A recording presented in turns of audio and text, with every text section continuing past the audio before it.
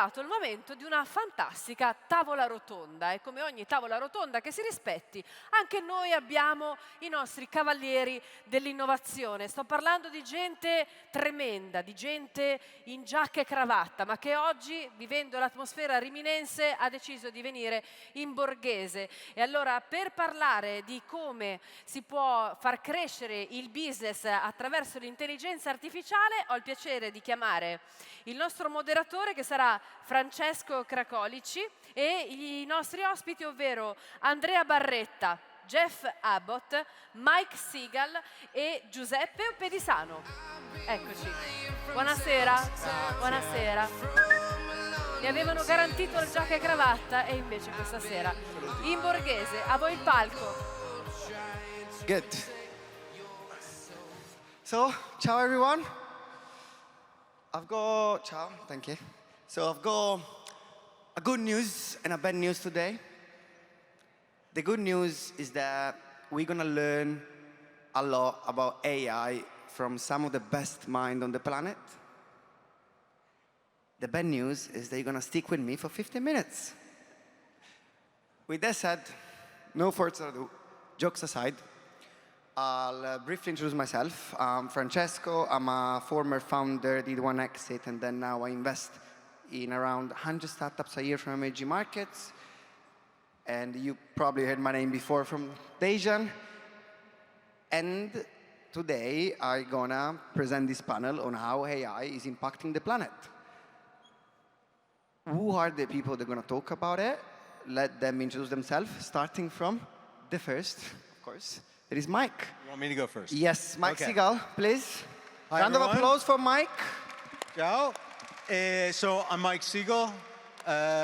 For the last 38 years, I've been involved in the startup ecosystem, most of that in Silicon Valley. And more recently, I now live in Lisbon.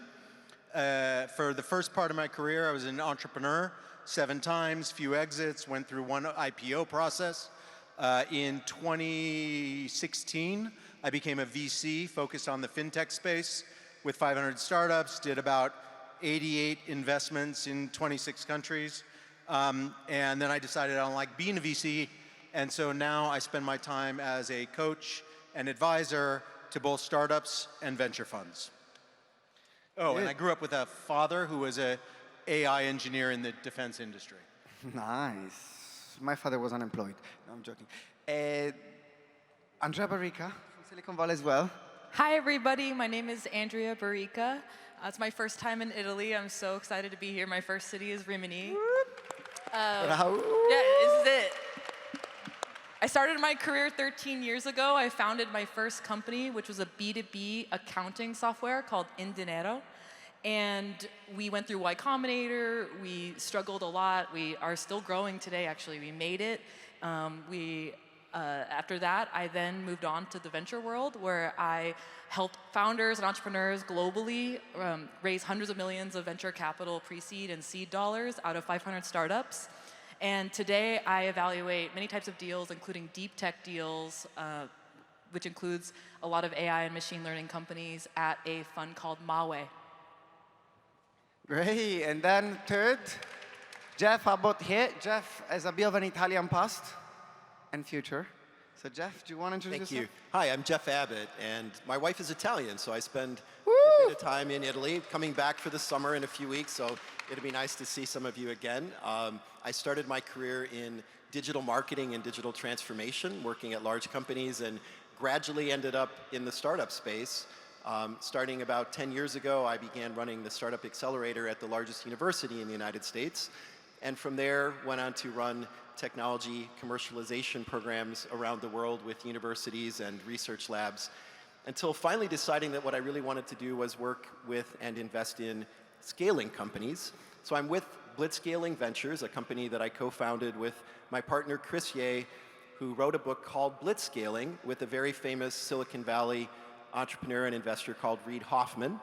And in Blitzscaling Ventures, we've taken the framework that is essentially Reid's company building and investing framework and built that into a mechanism that allows us to identify companies that we think should scale because they're looking at winner takes most opportunities and have very unique characteristics. And we're now investing through a dedicated second fund that focuses exclusively on AI companies. So I look forward to speaking with you later. Great. And then last but not least, Giuseppe Thanks a Oppedisano. lot. So I am the head of innovation for WMF, so we make future. First part of my career, basically, I was a researcher. Then always like the entrepreneurship and the entrepreneur frame of mind. So I became an entrepreneur, built up a couple of companies, become business angel, then went to work for the biggest accelerator for digital deep tech scale up in Europe, so Series A, Series B. And besides that, I was always the head of innovation for the festival. So nice to be here, nice to see a lot of bright mind over here. So Great. So let's start with the content. Thank you so much. I'm going to start with the first question, believe it or not. And it's actually for Mike. Okay. Okay. I think I'm ready. Okay. You better be. How will this new AI trend will impact the venture capital industry? Okay, so let me set a stage for what I think, right? Because AI has happened a whole lot of times. It's been the buzzword in many market cycles. This time feels a little bit different. And here's the major difference, I think.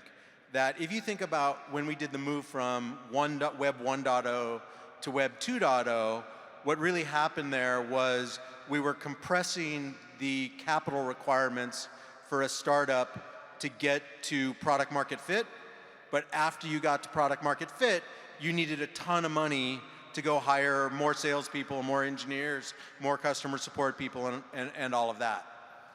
I think what is going on this time around is that you have the opportunity to compress not just getting to product market fit in terms of capital requirements, but after that. So how do you use AI in the operations of a new company to reduce or increase the efficiency, the effectiveness of all of those roles that required lots of people before?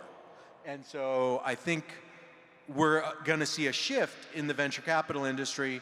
One, if you don't have AI in the forget the product, but in the operations of your company, then you're likely not as capital efficient as your competitors, and so you're not going to get an investment.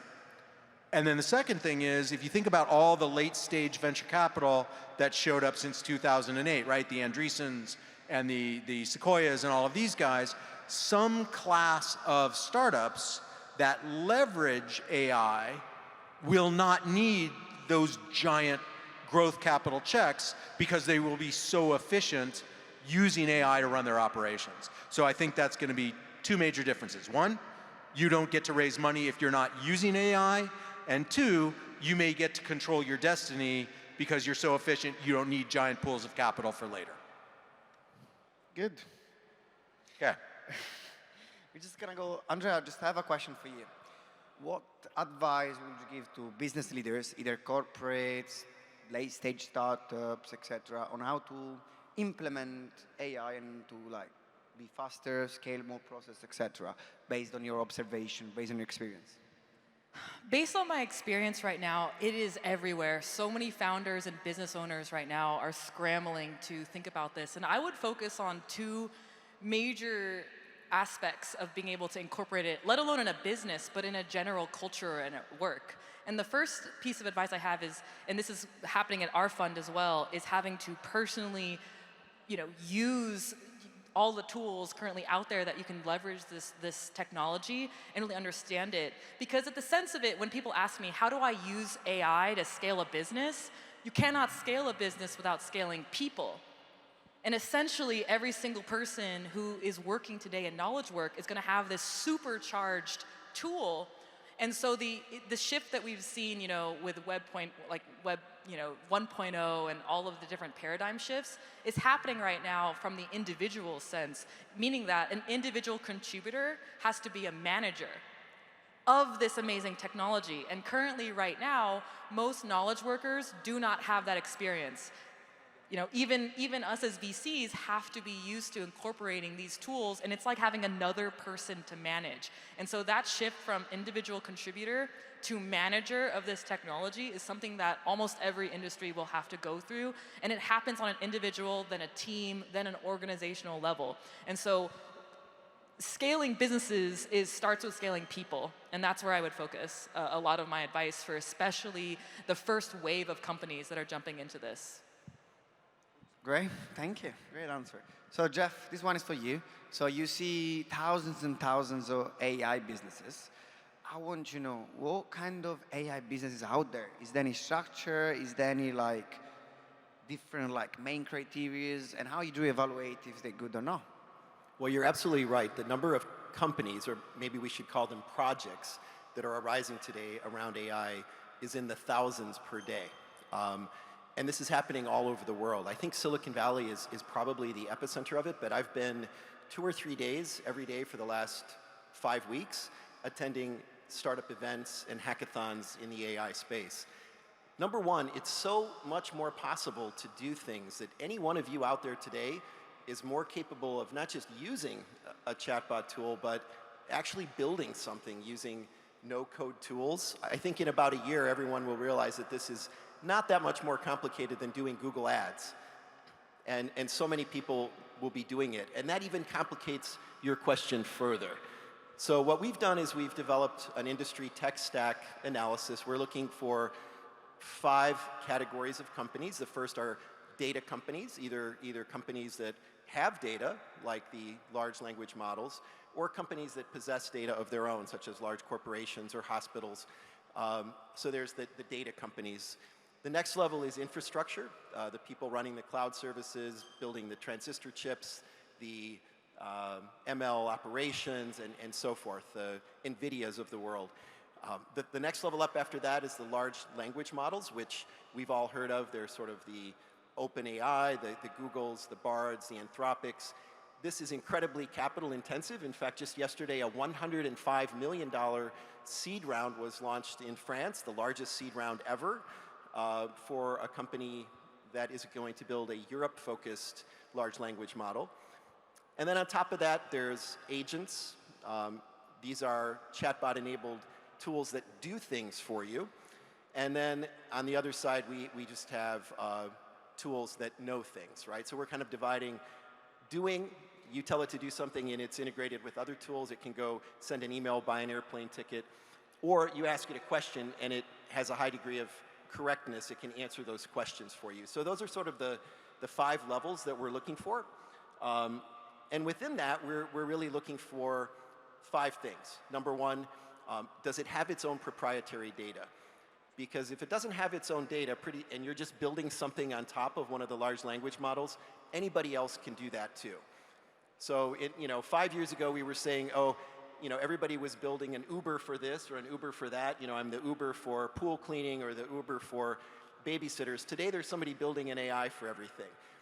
But the real business is the AI for what? The what is the business. The AI is what's enabling it. So we're still looking for real businesses that have AI at the center of them, not AI as a feature.